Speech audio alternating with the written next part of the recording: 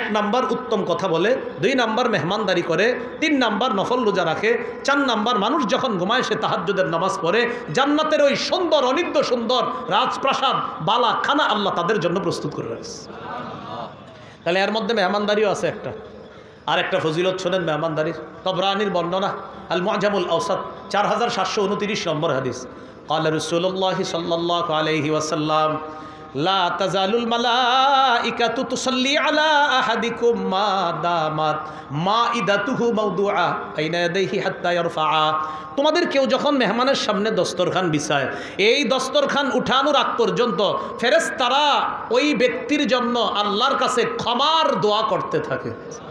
আল্লাহ মেজবানকে মাফ করেন, আল্লাহ মেজবানকে ক্ষমা করেন, আল্লাহ মেজবানকে ক্ষমা করে দেন, এই কথা ফেরেশতারা আল্লাহর কাছে বলতে থাকে। এই জন্য দস্তরখান যখন বিছাবেন আর উঠাইবেন না, এরকম নাকি?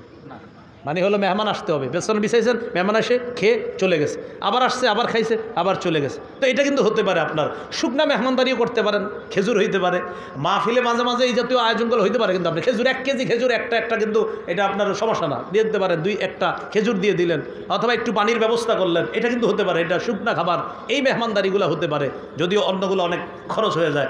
1-1.5 কেজি খেজুর আপনার সবাইরে দিয়ে দিল, এই জাতীয় মেহমানদারি কিন্তু হতেই পারে।